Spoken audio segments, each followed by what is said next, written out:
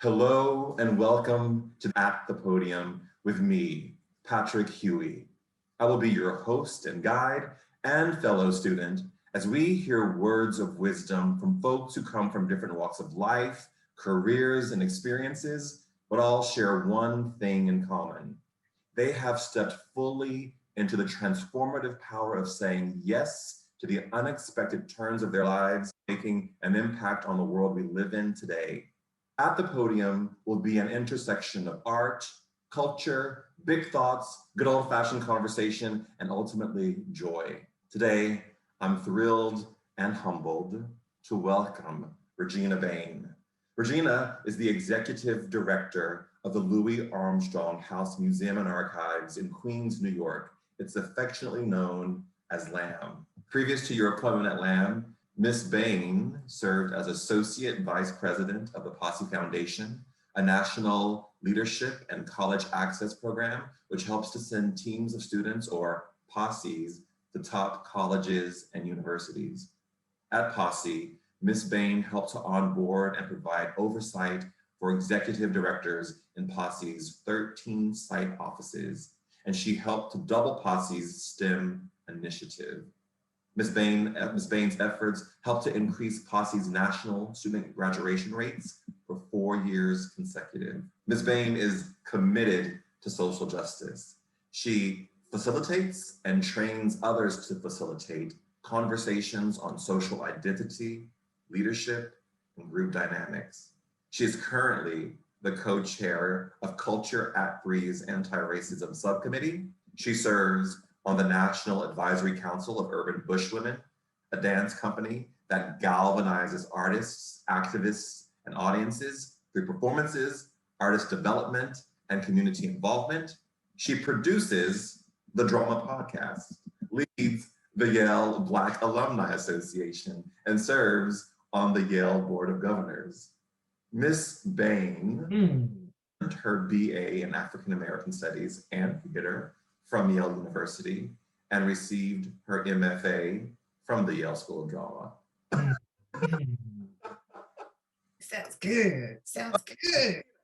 Tell me something that I don't know about you. I think you know most things. but I don't know if you knew I was a double Dutch queen back in the day. I used to love to double Dutch, and I was in double Dutch competitions. It was amazing. And I say all that to say that at the heart of who I am, yes, I've been an actress. I am an executive director. At my heart, I am a dancer. And there's something in the movement of double Dutching that brings that up for me about what it means to find expression and voice through movement. That identity, not necessarily that skill, but that identity as a dancer, that my spirit as a dancer is not necessarily something that people know about me, but that is true and very important to me. I did not know that about you. Mm-hmm. I did not know that about you. So when we were at school and doing Fame at the Cabaret, that must have touched your soul. Deeply into my heart. And I remember this moment, I was playing Irene Cara, and I don't even know Irene Cara's actual, who her character was. Coco. There was this moment when we were in rehearsal, and I remember being at the piano and Bruno is playing, and I'm singing the song Out Here on My Own. And I remember closing my eyes and feeling it so deeply, what it means at that moment to be a singer, but to be in the space of creativity, it felt right. So yes, fame, I am still following all the threads of people who are threatening / promising to bring that back. So I want to see it, because you, Mr. Huey, are there as, who was your character again? I played Debbie Allen. Yes, you did. Lydia Grant. Yes, you did. And you were phenomenal. The cane, I mean, yes. So that I am a dancer in my heart. Fame was a phenomenal experience. I hope I hope we can have a moment to see that again. Yeah. Yeah. It's a beautiful movie. It still resonates for me. I think about that. That was probably one of the most, and we had some tough moments together at Yale in terms of the theatrical work we did. We had some really tough moments in trying to navigate some of the material we had to do. The fame material was quite exemplary. Even within the camp of it, it resonated. It was true and joyful at the same time. And I think that is sometimes hard to come by. There are theatrical experiences that are true, but don't feel good. And there are theatrical experiences that are joyful, but not quite true. And we know it. It's rare to find something that is both true and joyful. And that was fame for me. Tell me, you know, a lot of this show is really framed around saying yes to the unexpected in your life. What was that for you? Well, I think it was similar to what it was for you, and that was leaving Florida to say yes to Yale as an undergrad. And I remember being in my car with my mother, and we were in a parking lot. She passed me the envelope, and you could see through the envelope that it said welcome. It was the thick envelope. And I was so excited. I also know now in retrospect and talking to my mother that moment was one of sadness for her. There's pride, but the sadness of knowing that I was going away. Because before I had been going away, but in Florida. I was going to go to college in Florida. But this was, oh, she's going away. So that moment of saying yes to that experience, I'm so thankful to the support system I had in my life. My mother also saying yes, because she could have said something different that would have been real and true for her. But she let that go. She put that aside in order to say yes to me. And I am so thankful. I am so thankful for that. I am too. I wouldn't have met you otherwise. Yeah. You know, you said something that I think is really profound. I don't know if you realized how profound it was. And I think we live in a time, and maybe it's shifting because of what we've all been through as a collective human race over the last 12 months. But I think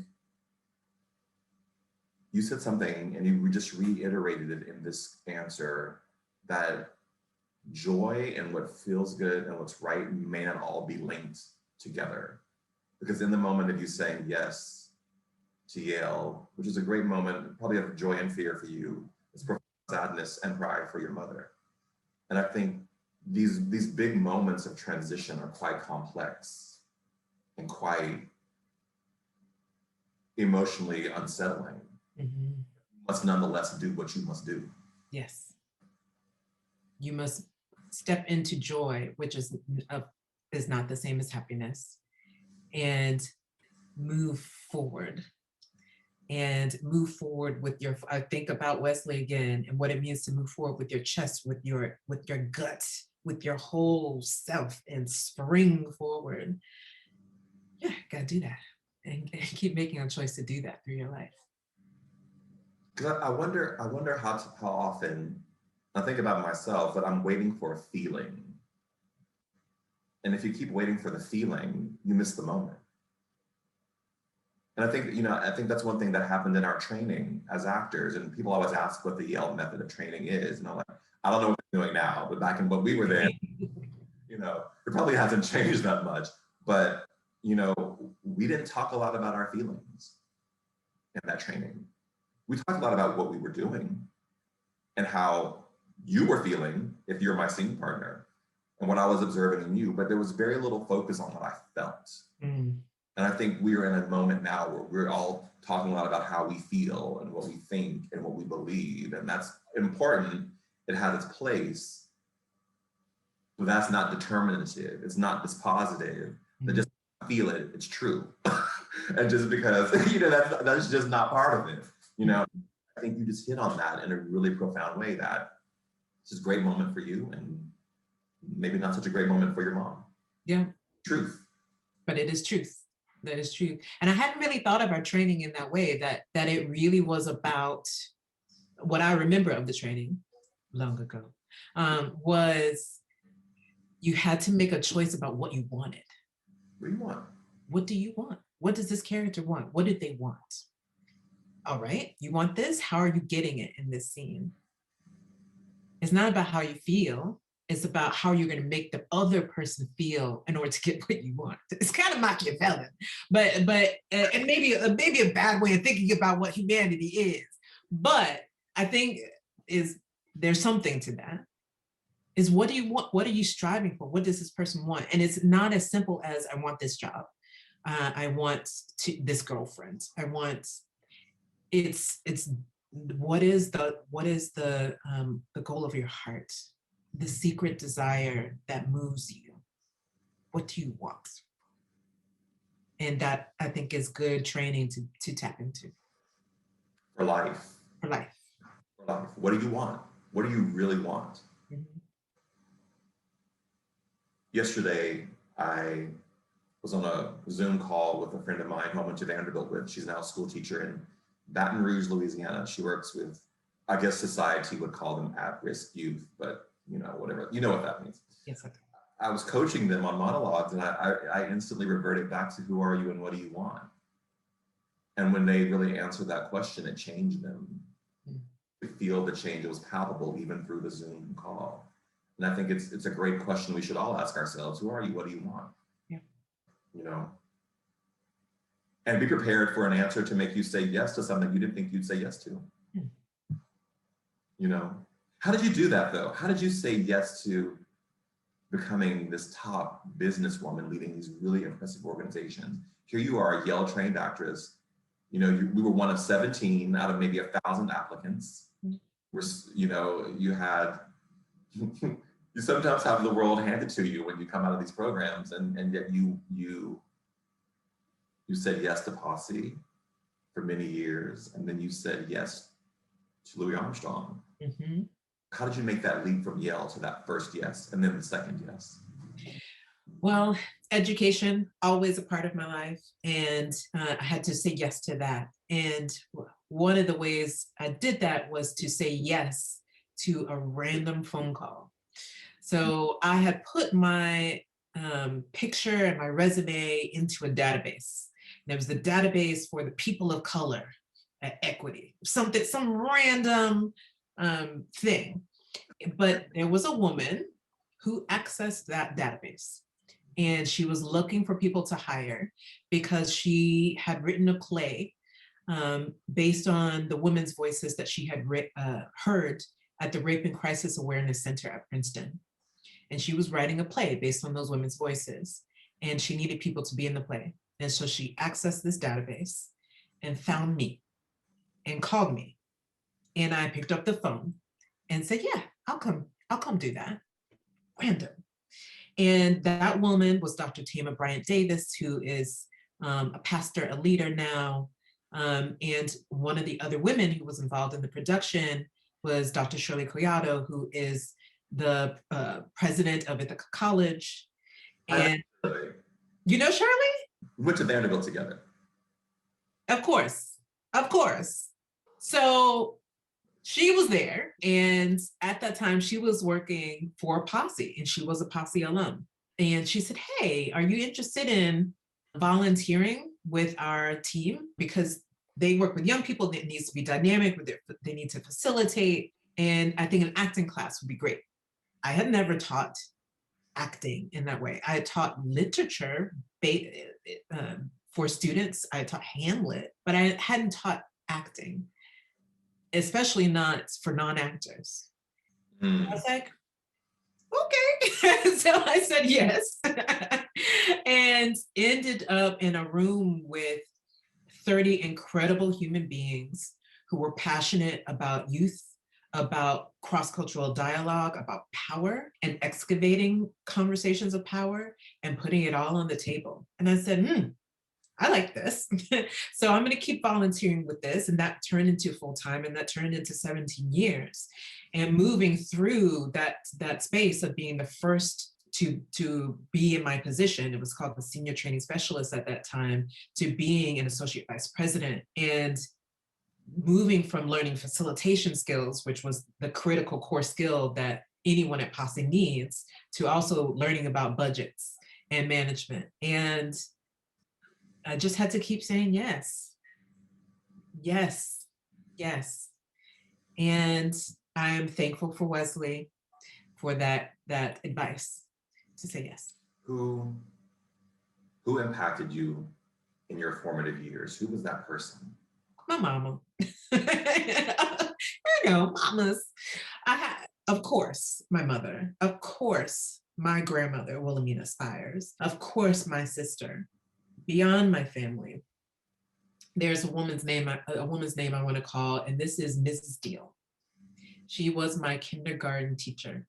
And she is the woman who pulled my mother aside and said, this child is smart. I want to put her into this gifted program. Here's what's going to happen. She's going to take a test, and the test will come back this way. And the people who run that test will say, this is strange. We should test her again. And then they're going to test her again. And then they're going to say, wow, I don't think she's quite ready for this gifted program, but we should put her in this other program, and that'll get her ready. And she pulled my mother aside and said, when that happens, this is what you need to do. And it's because Mrs. Deal, my kindergarten teacher, advocated for me that I did not get lost to the racism of the education system. And I am so thankful to Mrs. Deal, because at that very early moment, she set me on a trajectory. And yes, the gifted program wasn't necessarily going to be the make or break thing in my life, but it gave me poetry in a way that I still remember Mrs. Giuliano and the poetry that she taught me. It gave me things very early that I'm thankful for. So Mrs. Deal, she did good things for me. I think the education piece is very important. I was educated in primarily private Black schools until I went to public school. It was the first time in my educational life that in a Black private school, when we studied history, we studied Martin Luther King, and we studied Mary McLeod Bethune, and we studied Malcolm X, and we studied Sojourner Truth and Harriet Tubman. So by the time I entered a public school where I was not in a predominantly Black school, I had a completely different awareness of myself as a smart person, as an individual, because I had been nurtured by these really, really phenomenal young Black people. This is the early 1970s, who were born out of the struggle of the 60s and understood the power of what happens when you educate Black kids about who they are and about where they came from. And those educators who can do that and see you and understand you, whether they're Black or white, it changed both of our lives, Regina. Yes, it did. I can go all the way back to my grandmother, who went to Bethune-Cookman College. And she was there when she had 5 kids, and she was not yet 25. And there was somebody at Bethune-Cookman College who said, you are welcome here. Your life experience is welcome. And I am so thankful to that person who started the college going trajectory of my family that led to me. Without college being a part of it, I'm thankful to the person who said yes to my grandmother. And you never know what saying yes to some individual is going to do for a whole family tree. And I'm so thankful to that person whose name I cannot call because I don't know their name, but they said yes to my grandmother. And that had ripple effects. And that's what was one of the reasons why I'm so enamored of the work that you are doing, because you're throwing pebbles in the water that are rippling out because you are saying yes to people. And it's wonderful. It's critically important. I feel like it is. Yeah. I feel like it's important to have people like you be a part of this process, because what this will turn out to be, I don't know. I'm just saying yes to the process, Yeah. I'm you know, I have faith that it will be what it's supposed to be. But I feel like part of the gifts of our lives, Regina, is that I've traveled the world with you. We've sat at many dinners together. And these conversations are not new to us. Mhm. We had Jane Cho and Catherine Hahn and Nicholas Pepper and Adriana Gaviria at these tables having these exact conversations. And these are the conversations that I think are interesting. And that I think I walk away every time we are together and I'm like, I have to go rethink my whole life because I've just had so much knowledge like dumped on me, and like, you know, what you give is the best. And so I want to give the best to people because they may not have that in their regular life. Okay, so I want to talk a little bit about Louis Armstrong. Okay. I love the video of the artists in the house, and they're all Oh, yes. Yes. oh my gosh, that video, phenomenal. Armstrong Now. It was a gift to walk into the organization where there was a desire to make sure that Louis Armstrong wasn't a figure of the past, but a figure of the now and a figure of the future. And the way to do that was through Armstrong Now, to commission contemporary artists to come into the house, because it's a historic house where Louis and Lucille lived for 30 years, to come into that house and to access the archives. It's the largest archive of any Black jazz musician, and one of the largest of any Black musician, to come into the house, come into the archives, research and create new work. And the work that was created was glorious. Oh. Because it was interdisciplinary with musicians, dancers, poets, coming together, working together when they hadn't worked together before, in the midst of the coronavirus, and making magic and making these films. And so Armstrong Now is something that has happened and will happen moving forward, because there will always be new artists who need to come into the home and discover. So I'm very excited to continue that process. What did you learn from his legacy? What are you learning from his legacy? I'm learning more about what it meant to be a Black man at the turn of the century, when the reverberations of slavery, that echo was loud, and sometimes not an echo, sometimes right in front of you. And what it took to be a Black man, a Black entertainer, a Black person that was deeply disciplined in your craft, the craft of the trumpet, and navigate those waters. I mean, he had to navigate gangsters. He had to navigate arrests. He had to navigate poverty. And he had to still step onto a stage and blow with joy.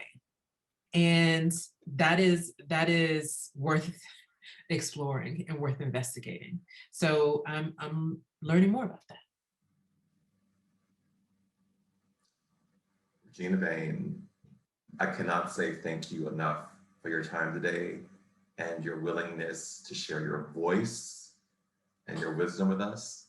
I am beyond grateful that you were able to be a part of this very first guest of many, hopefully, of At the Podium. And remember, we all have a voice, so use yours wisely.